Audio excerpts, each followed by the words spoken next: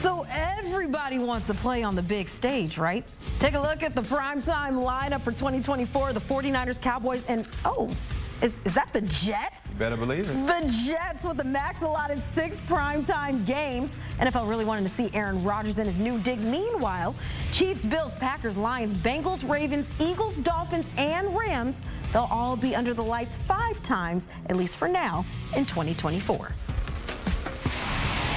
Back here with the 2-time Super Bowl champ Brian McFadden, and as a player, you find out you got primetime games on the schedule. How are you feeling? Are you juiced? Are you amped up? The swag? Like, give me the feeling of being on primetime. Oh, man, you got the spotlight on you. You feel good. One thing about primetime games, everyone is watching. There's no other show in town. You're the only show. Yeah. And with that being said, you get all of the eyes on you. And for us, when I played for the Pittsburgh Steelers, that was the second most thing that we kind of look forward to. Monday night games, Sunday night games, heck, even Thursday night games. Even though it's a short week, you still get the benefit of having everyone watching you perform. And that's huge, and that is a telling sign of the attraction that follows your said organization. For those 3 teams, they all have something in common. They're big-time gets in regards to viewership.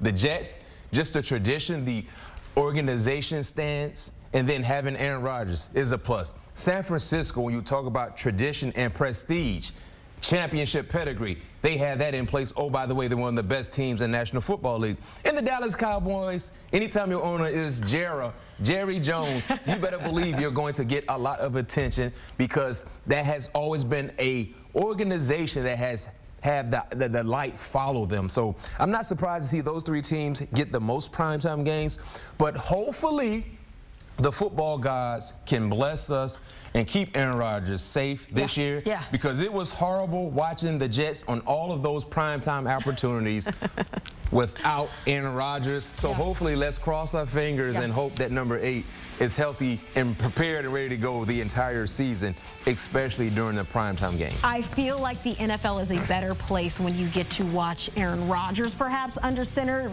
opposed to maybe some of the other guys that we did see this year for the Jets. But looking at those 3 teams, you talk about the Cowboys, the Niners, the Jets. Is there a team that maybe you think probably should have gotten more primetime eyes, or maybe a little less? For me, Detroit. Yeah. What about the Motor City, right? Good one. Detroit was just the home site for the draft.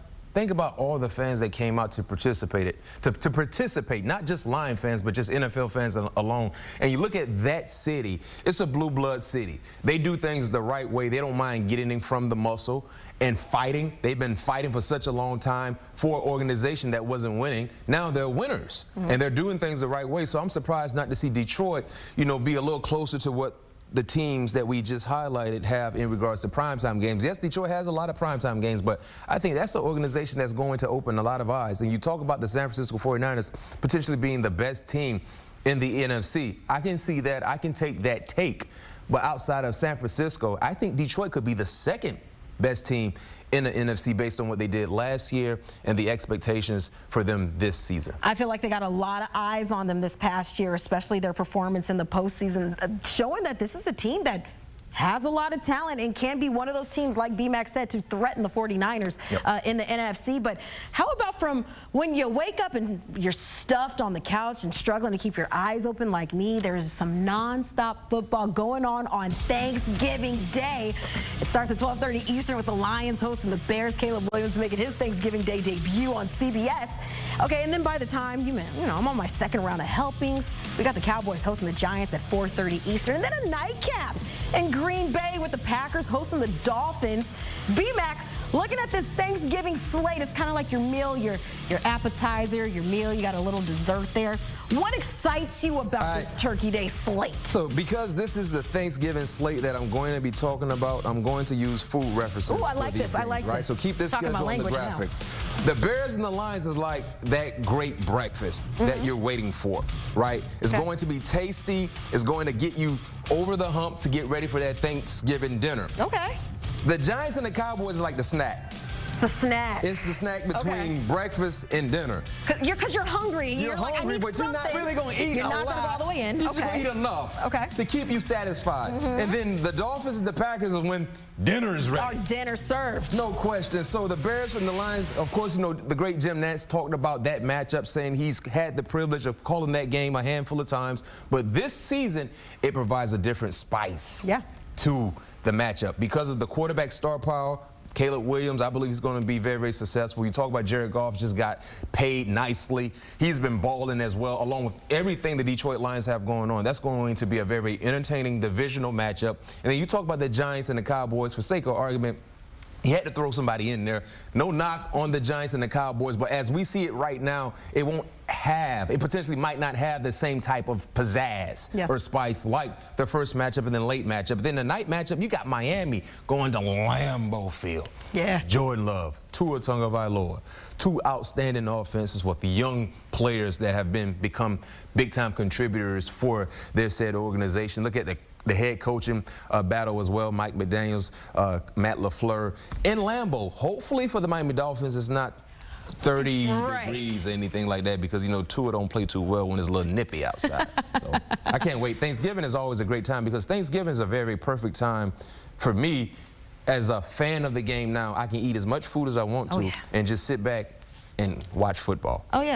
We got the nice breakfast, the little snack to hold us over, and then we're going all the way in for dessert. All right. Well, the NFL, they want to clearly dominate every holiday. No question. Christmas is also included. 2 games as well as, and we have Wednesday football as Netflix is to stream the Chiefs and BMAC Steelers. And then we have the Ravens and Texans. BMAC, are you happy with this Christmas slate? Is it bringing you Christmas joy? It is. It is. Christmas is another great moment when you have football.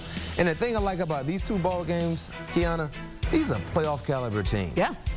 Playoff caliber teams, 3 teams with unique history. Well, 2 teams with unique history with Kansas City and Pittsburgh. Of course, Baltimore, the Ravens, you know, not as long-standing when it comes to tradition, but yet and still, since they became the Baltimore Ravens, have been very, very relevant. And the Houston Texans, you know, the Houston Texans with C.J. Stroud and the other cast of quality, sound teammates surrounding him. And I love the Christmas Day matchups. We had a great games last Christmas, if you remember.